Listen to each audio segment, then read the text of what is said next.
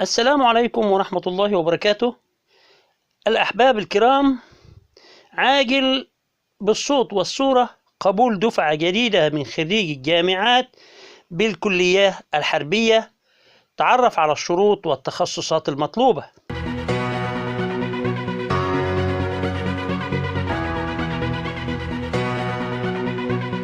الأحباب الكرام، أسعد الله أوقاتكم بكل خير وسعادة. دائما نأتي لكم بكل جديد، واليوم جئنا بخبر عاجل يسعد قطاع كبير جدا، وهو قبول دفعة جديدة من خريجي الجامعات بالكلية الحربية والشروط والتخصصات المطلوبة.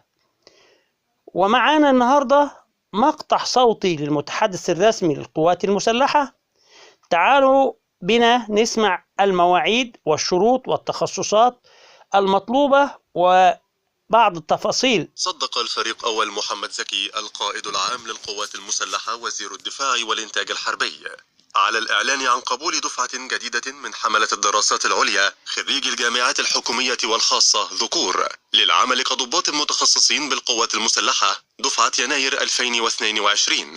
صرح بذلك مدير الكلية الحربية مدير مكتب تنسيق الكليات والمعاهد العسكرية أثناء وقائع المؤتمر الصحفي الذي عقد بمقر الكلية الحربية.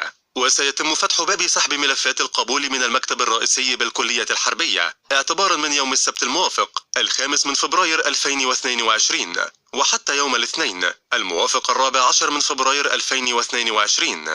وسيتم تسجيل البيانات الابتدائية على الصفحة الرئيسية لموقع مكتب تنسيق القبول بالكليات العسكرية على الإنترنت تنسيق.mod.gov.eg اعتبارا من يوم الثلاثاء الموافق 1 فبراير 2022. انتظرونا مع كل جديد ومفيد، ولا تنسوا عمل لايك أسفل الفيديو والاشتراك في القناة. هذا وبالله التوفيق، والسلام عليكم ورحمة الله وبركاته.